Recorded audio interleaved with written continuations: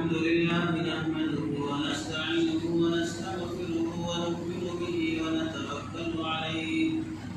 ونعوذ بالله من شرور أنفسنا ومن سيئات أعمالنا من يهده الله فلا مضل له ومن يضلله فلا هادي له ونشهد أن لا إله إلا الله ونشهد أن محمدا عبده ورسوله أما بعد فقد قال الله تبارك وتعالى في القرآن المجيد والفرقان الحميد أعوذ بالله من الشيطان الرجيم بسم الله الرحمن الرحيم يا أيها الذين آمنوا قوا أنفسكم وأهليكم نارا وقال النبي صلى الله عليه وسلم إنما بعثت معلما أو كما قال النبي صلى الله عليه وسلم اللهم صل على سيدنا محمد وعلى آل سيدنا محمد وبارك وسلم اللهم صل على سيدنا محمد وعلى آل سيدنا محمد وبارك وسلم اللهم صل على سيدنا محمد وعلى آل سيدنا محمد وبارك وسلم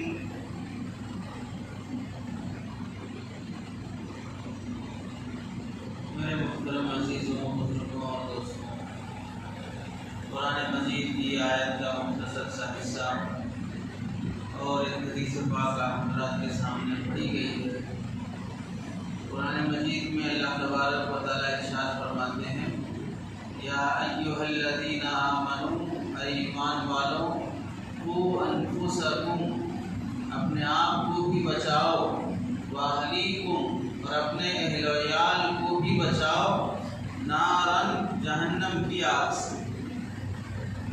خود بھی جہنم کی آگ سے بچنے کی محنت کرو، کوشش کرو، اور اپنے گھر والوں کو بھی، اپنے بیوی بچوں کو بھی جہنم کی آگ سے بچانے کی فکر اور کوشش کرو۔ تم پر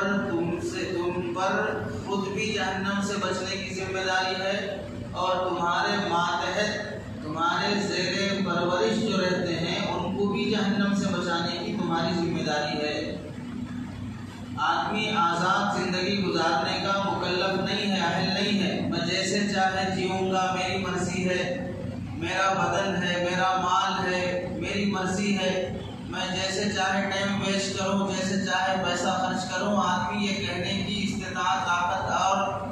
اہلیت رکھتا ہی نہیں ہے، اسے حق ہی نہیں ہے، اس واسطے کہ یہ جسم اس کا نہیں ہے، یہ مال اس کا نہیں ہے، یہ زندگی خود اس کی نہیں ہے۔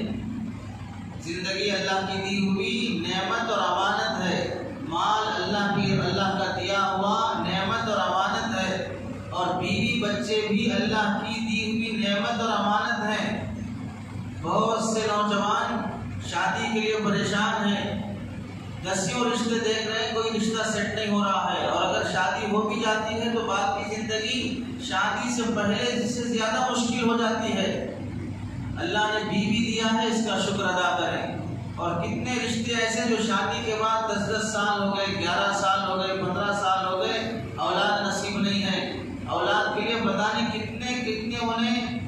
ایسے عملیات کے پیچھے اور ایسے مندروں کے پیچھے، درگاہوں کے پیچھے ایسے کام کرنا پڑتا ہے جس میں جائز ناجائز کا کوئی لحاظ نہیں رہتا۔ جائز طریقے سے اگر کوئی آدمی شریعت کی پابندی کرتے ہوئے کسی صحیح عامل کے پاس علاج کراتا ہے اور شریعت کی حد میں رہ کر وہ علاج ہوتا ہے تو اس سے کوئی حرج نہیں ہے، وہ گناہ کی بات بھی نہیں ہے، کیونکہ وہ بھی علاج کی طرح ہے، اس کی گنجائش ہے۔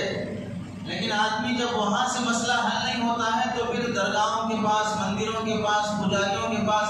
ایسے کام کرنا شروع کر دیتا ہے جس کی وجہ سے خود کفر تک پہنچ جاتا ہے۔ اتنے لوگ ایسے جنہیں اولاد نہیں ہے، اللہ نے اولاد دی ہے، تو اب ہماری ذمہ داری ہے کہ اپنی بیوی کو، اپنے بچوں کو اور اپنے گھر والوں کو گناہ سے اور حرام کاموں سے بچانا، اور پھر انہیں جہنم میں لے جانے والے اعمال سے روکنا، یہ مرد کی ذمہ داری ہے۔ اللہ تعالیٰ فرماتے ہیں کہ قُوْ أَنفُسَكُمْ وَأَهْلِيكُمْ نَارًا، خود بھی جہنم سے بچو، اپنی اولاد کو بھی جہنم کی آگ سے بچاؤ، اپنے گھر والوں کو بھی جہنم کی آگ سے بچاؤ۔ انسان کی زندگی میں 3 مرحلے ہوتے ہیں، انسان کی زندگی میں 3 مرحلے ہوتے ہیں۔ پہلا مرحلہ بچپنا، دوسرا مرحلہ جوانی، تیسرا مرحلہ بڑھاپا۔ ان 3 اسٹیجوں سے ہر انسان کو عموماً گزرنا پڑتا ہے،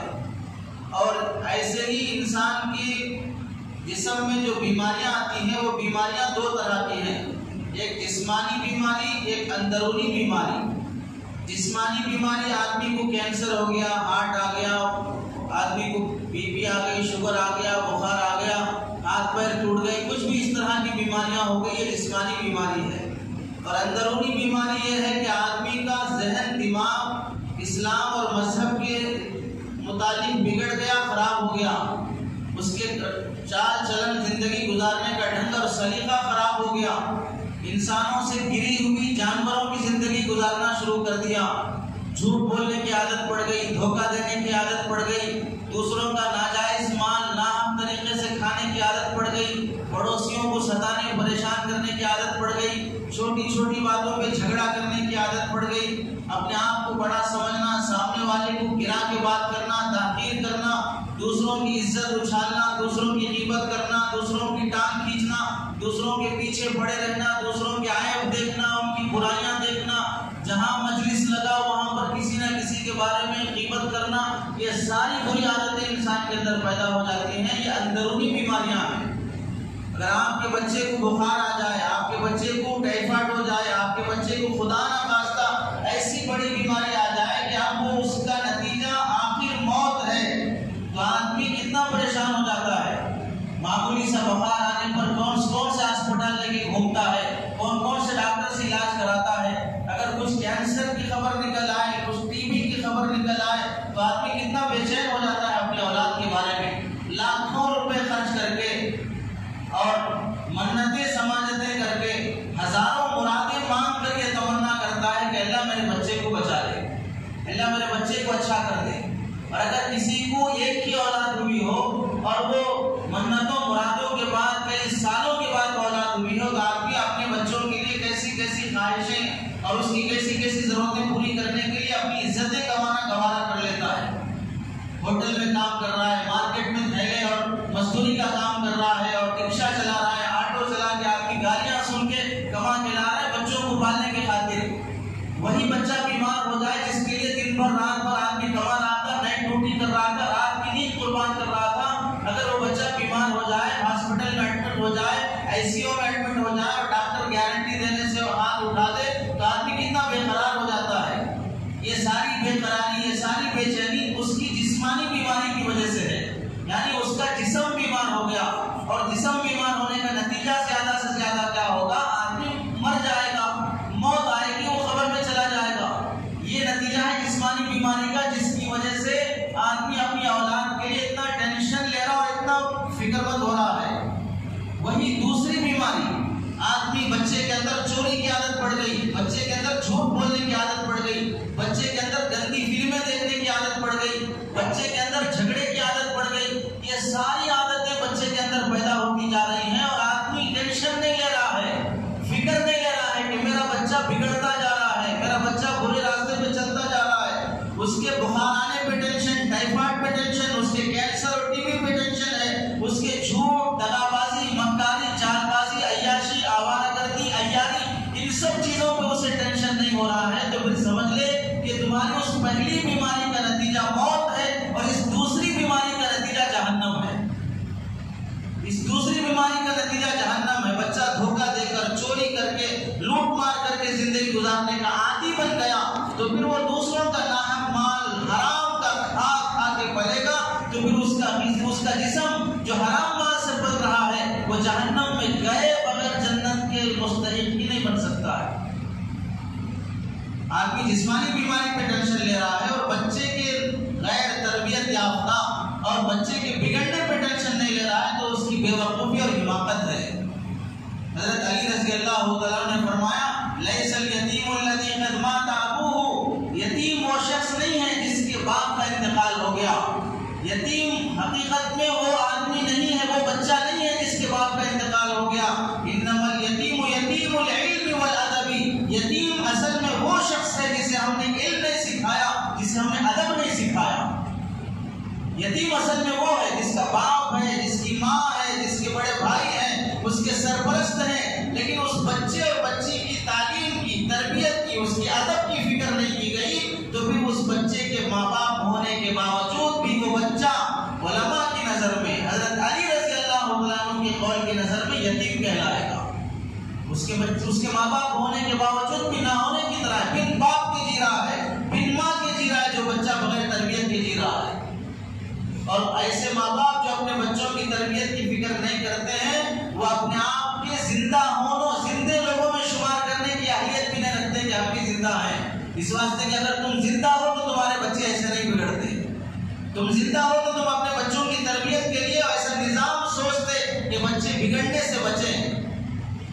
تو اس میں بتایا گیا کہ اپنے آپ کو جہنم سے بچاؤ. جہنم سے بچانے کے لیے بچپن میں ہی زندگی کے 3 مرحلے، بچپنا، بڑھاپا، جوانی، بڑھاپا، ان 3 مرحلوں میں سے آدمی کے سیکھنے کا، بننے کا، تربیت میں آنے کا طریقہ اور آسان راستہ اس کا بچپنا ہوتا ہے.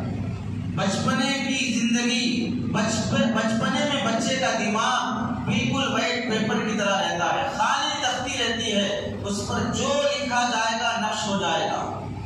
جو لکھا جائے گا نقش ہو جائے گا. اسی واسطے بعض سائنسدانوں نے کہا ہے کہ اگر شادی ہونے کے بعد تم اپنی خوبصورت اولاد چاہتے ہو تو اپنے گھر میں ایسی تصویر لٹکا کے رکھو جو خوبصورت ہو. لڑکا خوبصورت، لڑکی خوبصورت، ایسی تصویر اگر تم اپنے گھر میں لٹکاؤ گے تو تمہیں خوبصورت بچہ پیدا ہوگا. سائنسدان کہتے ہیں، اور اسلام کہتا ہے کہ تصویر گھر میں رکھنا جائز نہیں ہے، حرام ہے. علماء یہ کہتے ہیں کہ جب تمہیں خوبصورت بچے کی فکر میں تصویر لٹکانے کی فکر ہے تو پھر خوبصورت بچے کی جیسے فکر ہے، خوبصورت بچے کی فکر کے خاطر اپنی اولاد میں اولیاء کی سیرت منتقل کرو. حمل کی زندگی میں سیدنا عبد القادر جیلانی کی زندگی پڑھو، امام احمد بن حنبل کی زندگی پڑھو، خواجہ نظام الدین اولیاء کی زندگی پڑھو، خواجہ معین الدین چشمیری کی زندگی، ان کی زندگی پڑھو تو تمہیں پتہ چلے گا کہ اولیاء کیسے تھے. تو ان کی سیرت جب تمہارے اندر آئے گی تو تمہاری اولاد میں بھی منتقل ہوگی.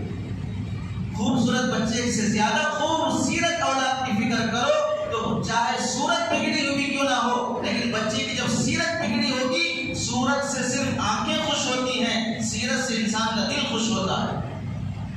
سیرت سے انسان کا دل خوش ہوتا ہے.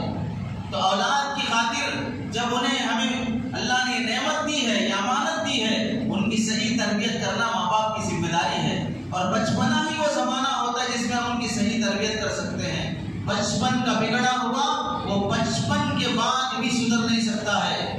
بچپنے میں جو عادت اور جو لت لگ جاتی ہے وہ جوانی اور بڑھاپے میں بھی ختم نہیں ہوتی. اس کی چھوٹی سی مثال، اگرچہ کہ بعض لوگوں کو خراب لگے، بہت سے بندے ایسے ہیں جو صحیح مسلمان ہونے سے پہلے محمد رفیع کے گانے سنے رہیں گے، صحیح مسلمان ہونے سے پہلے، کامل مسلمان ہونے سے پہلے لتا منگیشکر کے گانے سنے ہوں گے، بہت سے لوگوں کے گانے سنے ہوں گے. اب وہ اللہ کے راستے میں نکلے، کسی اہل اللہ سے تعلق رکھے، اب ان کی زندگی تھوڑا صحیح ہو گئی، کرتا پیجامہ آ گیا، نماز کے پابند بن گئے، اس زندگی کو لات مار دیا، تسبیح آ گئی، تلاوت آ گئی، یہ سب ہو گیا. اس کے 10 سال، 40 سال، 20 سال کے بعد بھی 15 سال کی عمر میں جو محمد رفیع کا گانا سنا تھا، 50 سال کی عمر میں پھر وہ گانا اس کے سامنے ڈالے گا، پھر خوش ہونا شروع ہو جائے گا، پھر تھوڑا آہستہ دل کے اندر سے مچلنا شروع ہو جائے گا، خود بخود ہاتھ پیر ڈانس کرنا شروع ہو جائیں گے. کیوں؟ بچپن کی میوزک تھی، بڑھاپے میں بھی دل میں بسی رہے گی. بچپن کے گانے تھے، اس واسطے بڑھاپے میں